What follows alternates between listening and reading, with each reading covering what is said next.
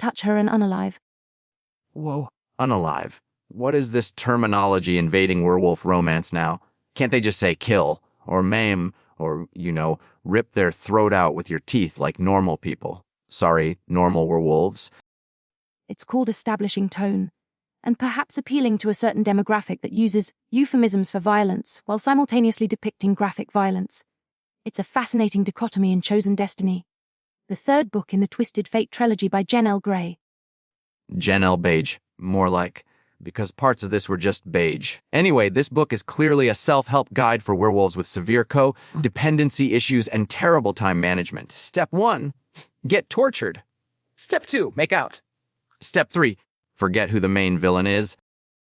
It's Jen L. Gray, and while the narrative structure is questionable, reducing it to self-help is like saying Moby Dick is just a fishing manual, which, knowing you probably think it is, unlike Gatsby, which you still insist is about poor automotive choices. Hey, if Gatsby had a monster truck, Daisy would have been impressed. Point is, this Callie chick, the queen, more like the queen of getting her ass handed to her.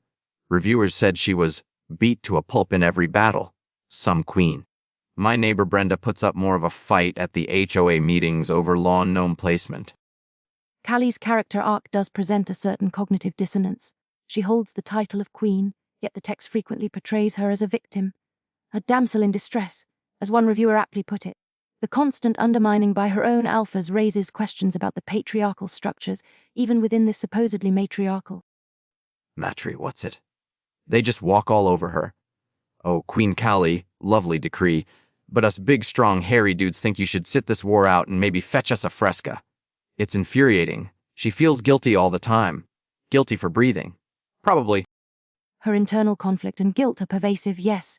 But let's discuss her fated mate, Bodey, the broody male archetype subjected to extreme physical trauma. Trauma? The dude gets captured, tortured, within an inch of his life, stabbed, shot, probably gets a nasty paper cut somewhere in there, and the second he's rescued, while the kingdom is literally on fire. What happens? Bedroom tumbles. Bedroom tumbles? Are you kidding me? The juxtaposition of extreme violence and immediate, intense romantic encounters is jarring. Reviewers noted finding time to kiss and have intimate moments in the middle of fighting. One simply wrote good grief, which I echo. It strains credulity. Perhaps it's meant to signify the intensity of the fated mate bond overriding. Overriding common sense. Overriding survival instincts. Overriding the fact that people are dying 3 feet away. This guy Bodey, I diagnose him with chronic terminal horniness.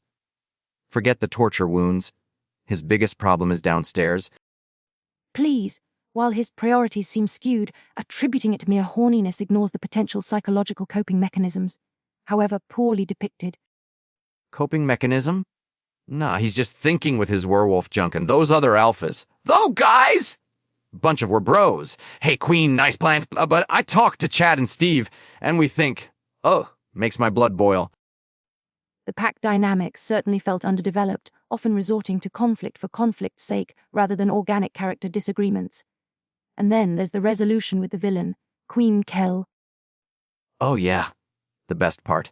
After 3 books of build-up, this supposedly badass Queen Callie doesn't even get the kill. Some random dude, Leonard the Prisoner, just pops up like a homicidal whack-a-mole and bam. Villain gone. Hilarious. Talk about stealing the spotlight. From a narrative standpoint, it's deeply unsatisfying. The protagonist is denied the ultimate catharsis. It subverts expectations, perhaps, but not in a rewarding way. It feels unearned, like finding out the janitor solved the case in a detective novel. But is it good? That's the question. People are split. Some call it fan-freaking-tastic. Others are like, glad it's over. One poor soul said it was nonstop bad news, like 85% bad. 85%. That's not a hero's journey. That's just a Tuesday. The pacing seems to be a major point of contention. Reviewers mentioned skimming heavily, feeling parts dragged while the ending felt rushed. And the constant suffering, is it compelling drama or just misery porn, as some termed it? I don't know about porn, but it was definitely miserable, and the romance. Forget the bad timing. What about forgiving traitors just because they suddenly found their fated mate? That's like letting someone off for treason because they won the lottery. Oh, you betrayed the kingdom, but look, you found true love. All is forgiven. Here's a muffin basket. The fated mates trope is employed as a narrative shortcut, absolving characters of accountability. It undermines the stakes and the moral complexity of the world. It's convenient. Conveniently stupid. Okay, hypothetical time. If Queen Callie were a sandwich, what kind of sandwich would she be? I refuse to engage in this level of absurdity. We are discussing literature, not deli meats. Fine, I'll answer. She'd be a knuckle sandwich, because that's all she seems to get. Or maybe just soggy bread, because she lets everyone walk all over her. Right, moving to our final assessment. Despite some potentially interesting themes about leadership and trauma, the execution was hampered by inconsistent characterization, questionable pacing, and a narratively frustrating climax. I give Chosen Destiny 4 out of 9 inappropriate make-out sessions. 4? That's generous. This thing was a glorious train wreck. Torture, bad decisions, random kills, werewolves acting like idiots. It's so bad it's almost good. I give it 6 out of 7 times I yelled, "What?" at my notes. Pure, unadulterated chaos. We fundamentally disagree again. Story of our lives. Okay, folks, that's all the time we have. Tune in next week when we tackle the literary behemoth. My goldfish might be a Russian spy. It's gonna be deep. We are actually discussing the secret life of sentient teacups. Please try to read the memo. Keep turning those pages, or at least skim them.